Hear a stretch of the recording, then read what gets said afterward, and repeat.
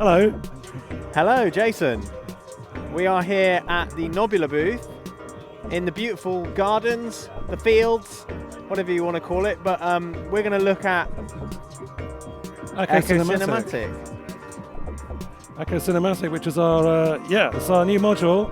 I say new module, it's been about 3 years in development. It was the first module I designed for Nobula, and Polycinematic kind of got in the way.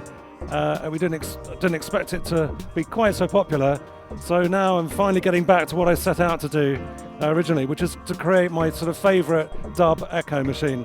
So that's Echo Cinematic, which is EQ, delay, reverb, and a knob recorder.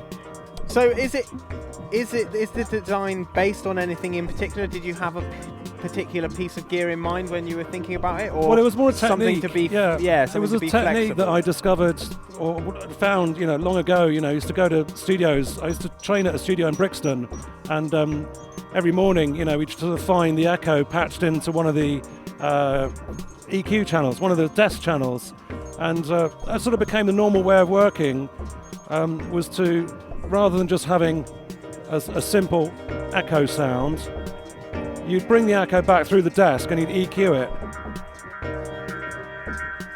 And then if you wanted that dub sound, you would just ride the controls.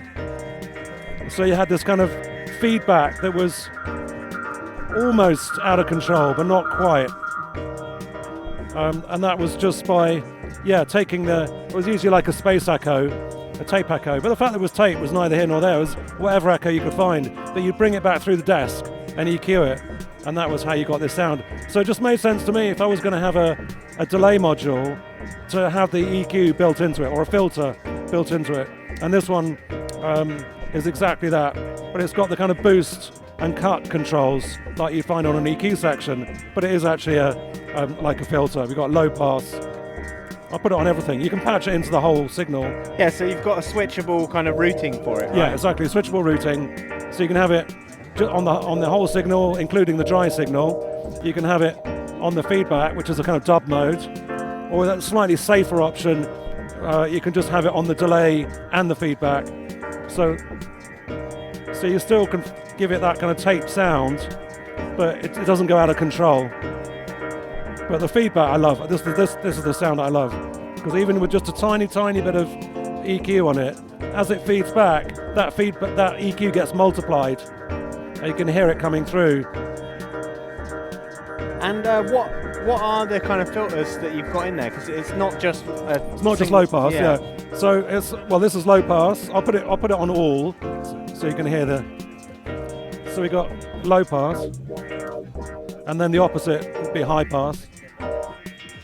Then you got a peak, which is basically band pass, and a notch.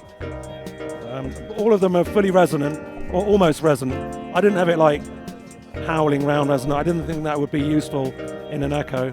But yeah, resonant filter. And then the comb filter, which has got a real kind of 70s sound to it, which is this.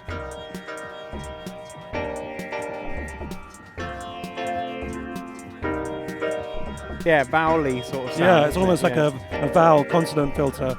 So we got that, and then on the delay side, it's fully syncable. So at the moment it's clocked, because it's got a clock signal going in, but I can also tap in the delay time, and it will pick the average of my 3 taps. As long as I've got a sense of rhythm, it will pick the best out of the 3 and set that as a delay time. And it will also make a grid out of that, so whatever I set it to will always be in time. Will quantize to the nearest 16th note.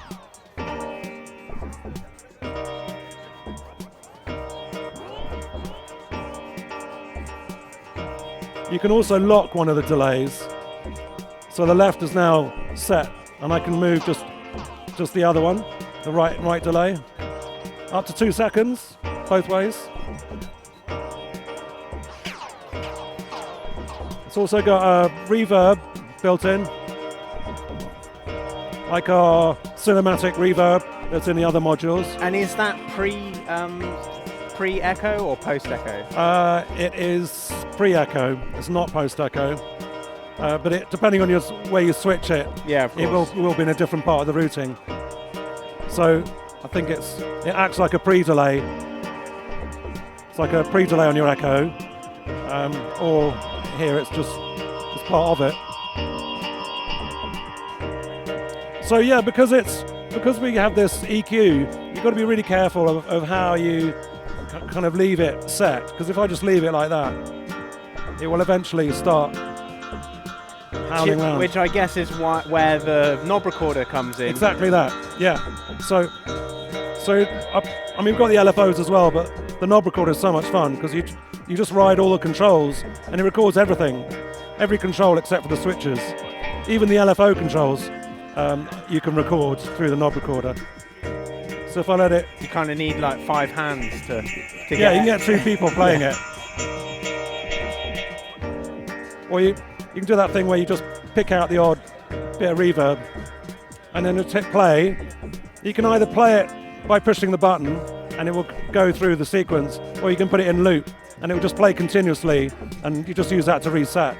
And that's also repeated here on the gate trigger input. But these are assignable CV inputs, right? Yeah, they're assignable. So you take a patch cord, and if you check out that LED, if you can see it in the sunlight, as soon as you plug something in, the first knob you move, it will assign to that knob. So I can do that to 2 knobs, and then you can connect that to whatever you like externally. It's also got 2 internal LFOs, which I can show you. If I put it back to all, and maybe let's use a comb filter. Can't quite hear it at the moment because of the background noise, but I think if I turn that, yeah.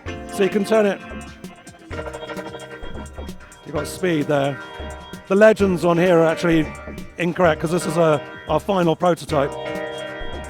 But you've got speed control here, and then you've got depth here, and if you in the center it's off. And if you turn it this way, it's random, which is okay on the filter, but if you put it on the delay, if I switch it to here, we've got another LFO, and I can assign that to the delay, so you can get a kind of cassette tape wow and flutter effect. And put the whole sound through, say, a bandpass filter. I've still got the knob recorder playing. You've got crossover as well. So if I have one side, you can make it do the same side, or crossover, bounce back and ping pong delay.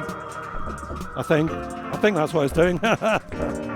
And then what else have I not shown you? Oh yeah, you can switch it to free or snapping. So the echo will always snap to the nearest beat, or you can just have it totally free. Then user controls, dry, effect send. It's actually an effect send that. And you can mix between reverb only and delay and anything in between. It's even got a freeze control. If you turn that on full, it just plays indefinitely. And then you can start mucking around with that.